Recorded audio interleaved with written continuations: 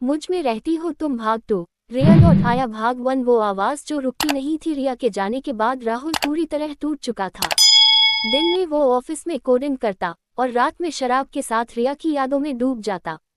हर रात 2:13 बजे उसका फोन बजता था। नंबर अननोन कॉलर दिखाता, लेकिन कोई बोलता नहीं। सिर्फ वही आवाज आती, हवा की, और कभी कभी रिया की हंसी जैसी हल्की गूंज। पहली बार राहुल ने सोचा ये उसका वहम है, लेकिन 5वीं रात जब उसने कॉल रिसीव किया, तब फोन के स्पीकर से हल्की सी फुसफुसाहट आई। राहुल, मैंने कहा था ना, मैं तुम में रहती हूँ। वो कांप गया। फोन उसके हाथ से गिर गया। उसके कमरे में अब रिया की खुशबू थी, वही लवेंडर परफ्यूम। भाग 2 अनजाना संदेश। अगली सुबह राहुल ने अपने लैपटॉप में लॉगिन किया। मुझ मरेठी होटम डॉक्स नाम की फाइल अपने आप खुली हुई थी।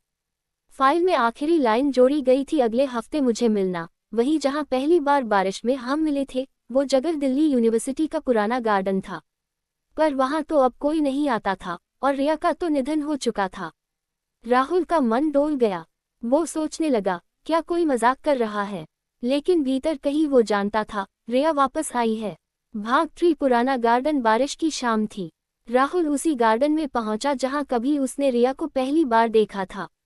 मिट्टी की खुशबू, हल्की हवा, और दूर से आती कोई धीमी सी सिटी की आवाज। वो पुरानी बेंच के पास पहुंचा, वहीं जहां रिया बैठती थी। और वहां एक कागज का गुलाब रखा था, जिस पर लिखा था, तुम अब भी वही हो। राहुल, वो कांप गया। उसने चारों ओर देखा। बारिश की बूंदों के बीच सफेद ड्रेस में एक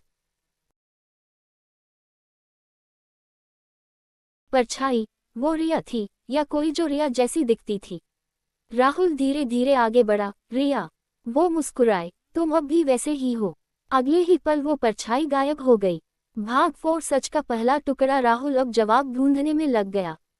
वो पुलिस स्टेशन गया, जहां रिया के एक्सीडेंट की रिपोर्ट थी। लेकिन हैरानी ये थी कि रिया का शव कभी मिला ही नहीं। उसके पति ने दावा किया था कि शरीर आग में जल गया, पर कोई डीएनए रिपोर्ट नहीं थी। राहुल के दिल में फिर उम्मीद जागी, क्या वो सच में जिंदा है? वो रिया के पुराने घर पहुंचा। वहां के चौकीदार ने कहा, साहब, उस रात के बाद एक और लड़की आई थी, बिल्कुल उसी जैसी, बोली कि कोई मुझे ढूंढने न आए। राहुल सन, क्या रिया जिंदा है और किसी कारण से छुप रही है? भाग 5 सच्चाई की परतें। राहुल ने रिया के पुराने कॉलेज दोस्त नेहा से संपर्क किया। नेहा ने कहा, रिया ने शादी से कुछ दिन पहले मुझसे कहा था कि वो कुछ बड़ा करने जा रही है।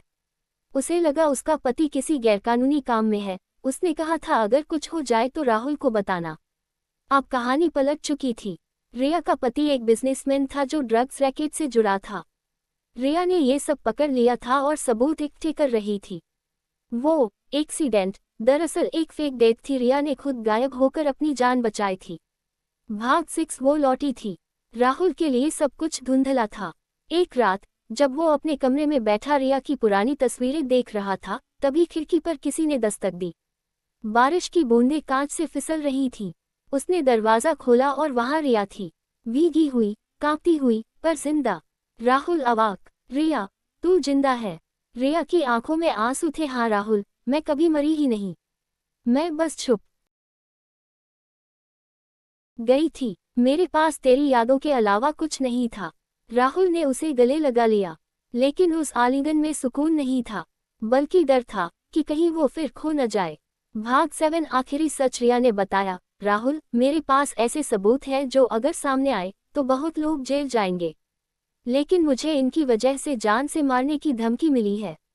मैं बस एक बार तुझसे मिलना चाहती थी, ताकि अगर कुछ हो जाए तो जान सके मैं अब भी तुझ में रहती हूँ।